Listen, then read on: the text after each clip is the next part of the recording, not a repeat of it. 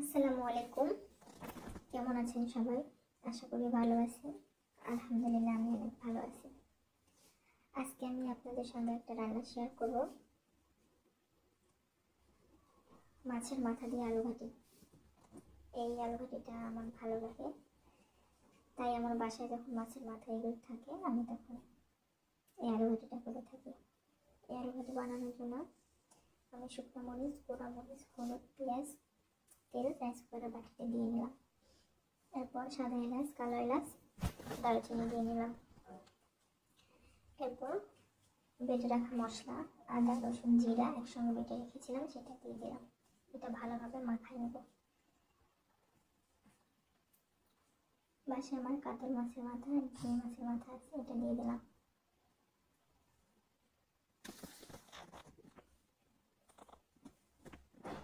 দিয়ে মাখাই দিয়ে রাইস করে বাটিতে উঠে। তারপরে আমি আলু সেদ্ধ করে আগে থেকে রেখেছিলাম, এই আলুটা আমি ভালোভাবে ছিলাই নেব। ভালোভাবে ছিলাই না হয়ে গেলে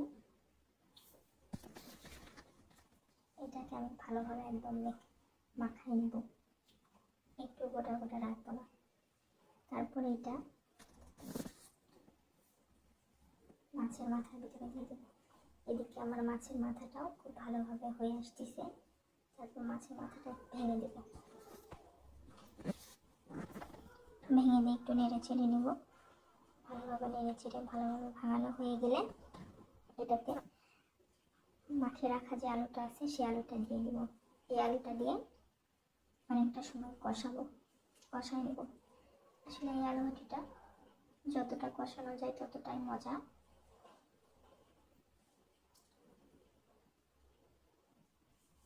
আমার শ্বশুরবাড়িতে এই আলু ঘাটিটা যখন বানাই তখন আরও অনেক মাছ দেয়, আর সঙ্গে আমি খুব অল্প মাছ দিয়ে করতেছি, শুধু মাছের মাথাটাই দিয়ে করতেছি। তবে আপনারা চাইলে মাছের মাথা, মাছের পিস অনেক কিছু দিয়ে করতে পারেন। এটাতে যত পরিমাণ মাছ দেওয়া যায় ততই আসলে এটার স্বাদ বৃদ্ধি পায়। আসলে আমি এটা খুব ইজিলি ভাবে, নর্মাল ভাবে এটা রান্না করতেছি, চাইলে সবাই করতে পারবেন। এটা তাহামরি কিছু আমি দিচ্ছি না, আমার বাসায় যা আছে তাই দিয়ে রান্না করতেছি। আসলে আমরা প্রতিটা মেয়ে রান্না বান্নার বাহিরে না, সবাইকে এই সংসারের স্বাদটা গ্রহণ করতে হয়, সবাইকে রান্নার স্বাদ গ্রহণ করতে হয়। মেয়েদের জীবন মানে রান্না বান্না, এই তো।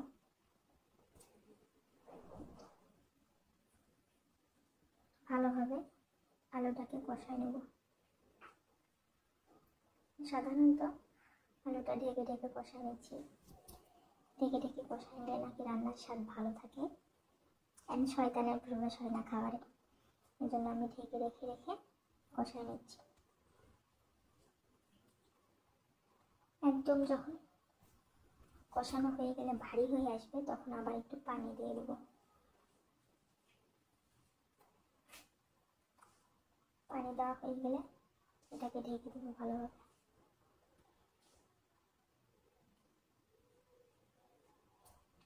তো বারবার নেড়ে দিতে হবে এর জন্য যাতে নিচে লেগে না যায়। নিচে যদি একটু লেগে যায়, পুড়ে যায়, তাহলে আসলে আলু ঘাটির স্বাদটা খুব একটা লাগে না, গন্ধ লাগে। বারবার লক্ষ্য রাখতে হবে নিচে যাতে লেগে না যায়।